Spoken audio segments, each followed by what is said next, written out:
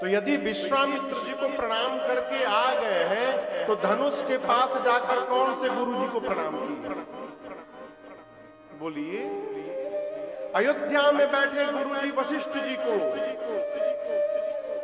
विश्वामित्र जी को प्रणाम करके आ चुके हैं, लेकिन धनुष के पास जाकर राम जी ने वशिष्ठ जी को प्रणाम किया, गुरु जी को, जो अयोध्या में विराजमान है। इसके बाद राम जी ने धनुष को प्रणाम किया, धनुष के इष्ट भगवान शिव को प्रणाम किया। इतने लोगों का आशीर्वाद जब राम जी के साथ लगा तो भगवान ने क्षण भर में उस धनुष का भंजन कर दिया। ये आशीर्वाद का परिणाम है। इसलिए आशीर्वाद लेने का स्वभाव बनाइए। हम श्रेष्ठ के पास रहे चाहे न रहे, स्वभाव होगा तो हमको आशीर्वाद प्राप्त हो सकता है। कई लोग लगवे रही के प्रणाम नहीं करते हैं, कई लोग दूर रहकर भी नित्य मानसिक दंडवत प्रणाम करते हैं। भगवान के मंदिर में जाइए ना तो आगे जाने के लिए धक्का मुक्की न करिए, दूर कोने में कहीं खड़े हो जाइए। भगवान सबको देख रहे हैं, कौन प्रसादी लेने आया है, कौन मेरे से मांगने आया है और कौन हमको निहारने आया है, भगवान सब जानते हैं। कहीं भी जगह मिले चुपचाप शांति से खड़े होइए और भगवान को देख करके और प्रणाम कर लीजिए। आप यदि सीढ़ी पर भी रहेंगे तो आपको आशीर्वाद मिल जाएगा। भगवान ने भंजन किया, मां ने प्रभु के गले में जयमाल पहनाया। और आपको बताऊं, ये दृश्य देखकर जितने राजा थे जिनसे धनुष हिला नहीं था, सब लगे चिल्लाने। गोस्वामी जी कहते हैं, जहां तह गाल बजावन ला। गाल बजाना मने, गाल बजाना मने करना नहीं होगा। गाल बजाना मने हल्ला करना, चिल्ला चिल्ली करना। क्यों? जो आदमी कुछ नहीं करता वो हल्ला बहुत अच्छा करता है।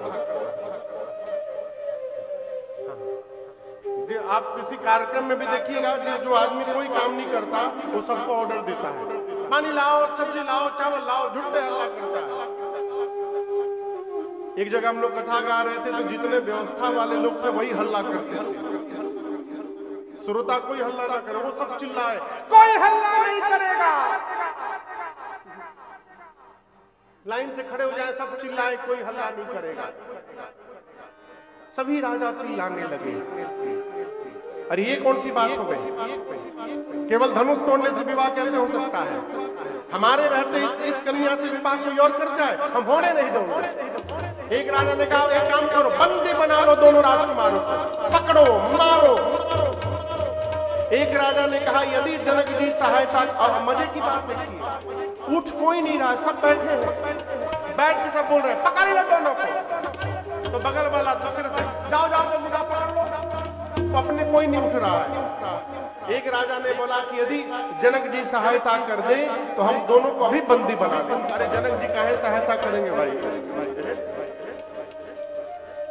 लक्ष्मण जी ने राम जी से कहा, भैया ये सभी राजा हमसे मिलने के लिए बेचैन हो रहे हैं, यदि आपकी आज्ञा हो तो मैं एक बार सबसे मिल लूं।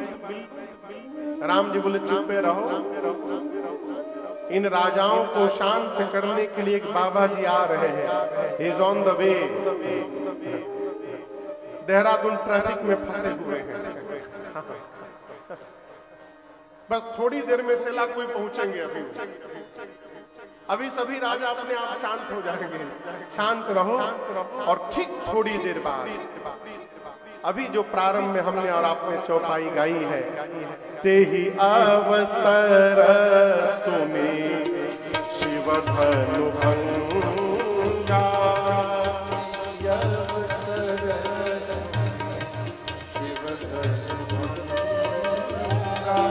पाया भृगुकुल कमल पतंगा,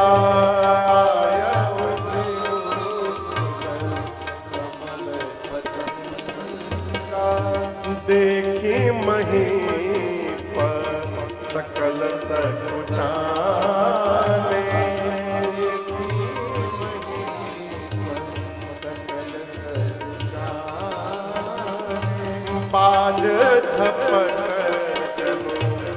हवा लुकाने,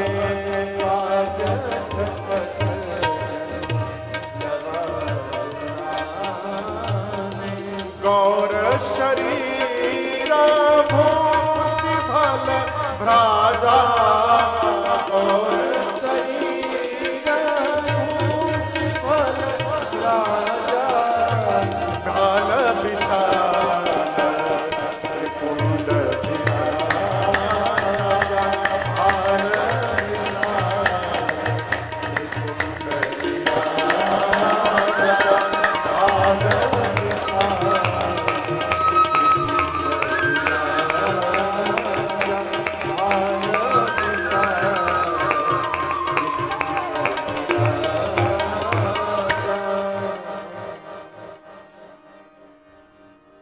भगवान राम ने जब शंकर जी का पिनाक भंजन किया तो उस धनुष के टूटने की ध्वनि इतनी तीव्र थी, पूरा ब्रह्मांड उसकी गूंज से गुंजायमान हो गया।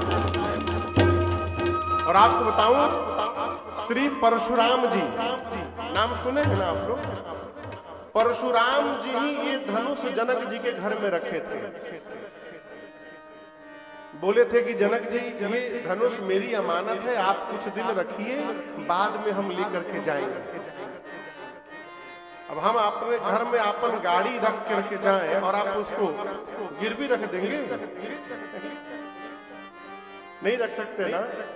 धनुष टूटने की आवाज चारों तरफ फैली। उड़ीसा में एक पर्वतमाला है महेंद्र, आज भी है, उसी पर परशुराम जी तपस्या में बैठे थे। धनुष टूटने की जब आवाज कान में पहुंची, समझ गए ये तो पिनाक के टूटने की ध्वनि आ गई। पूरा शरीर क्रोध में कांप गया और उसी वेश में पहुंच गए मिथिला। पहुंचे मिथिला, गोस्वामी जी स्वरूप का वर्णन करते हैं। गौर शरीर, शरीर गोरा है, भूति भल भ्राजा, पूरे शरीर पर भस्म का लेपन लगा हुआ है। भाल विशाल, भाल मने ललाट, ये कैसा है? विशाल, जिसका ललाट जितना बड़ा होता है वो उतना सौभाग्यशाली। लेकिन बड़ा ऐसे हो, बाल उड़ने के बाद बड़ा ना माना जाए, बाल के साथ बड़ा, विशाल ललाट। पंडित जी, अब पंडित जी को देखिए, यहां से लेके यहां तक तिलक लगाते हैं। इनका तो सब ललाटे ललाट है।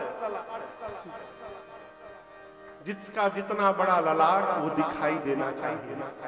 लेकिन आजकल का तो हेयर स्टाइल भगवान मालिक, ऐसे ऐसे बाल बच्चे कटाते हैं ना। यहाँ एक एक्सप्रेस हाईवे बनता है, फिर स्टेट हाईवे बनता है। विशाल ललाट पर त्रिपुंड शोभायमान है परशुराम जी के। गोरा शरीर है। गोरा आदमी क्रोध में आता है तो चेहरा किस रंग का हो जाता है? लाल। यहाँ कहते हैं ऋषवस कछुक, ऋष यानी क्रोध के कारण, कछुक थोड़ा, अरुण होई, चेहरा अरुण हो गया है, लाल हो गया है। हाथ में धनुष है जिसका नाम है अजगौ, कमर पे फरसा बधा है, वक्षस्थल पर यज्ञोपवीत शोभायमान है, कमर में मृग चर्म लिपटा हुआ है। क्रोध की अवस्था में आंखें एकदम विशाल, प्रेम से भी देख रहे हैं तो लगता है मानिए समाप्त कर देंगे, खा जाएंगे। सहजम चितवत मनहु रिसाल। परशुराम जी पहुंचे सभा में। अब दर्शन करिए, जितने राजा अभी चिल्ला रहे थे कि पकड़ लो, मार दो, दोनों बच्चों को बांध लो, परशुराम जी को देखते सभी राजा चुप, साइलेंट मोड पे चले गए। वाइब्रेशन भी समाप्त हो गए और सारे राजा लाइन लगा करके परशुराम जी के आगे लगे करन सब दंड प्रणाम। अपने अपने पिताजी का नाम ले लेकर, अपना नाम बताकर सभी राजा दंडवत प्रणाम करने। प्रणाम करके सभी राजा किनारे जाकर लाइन से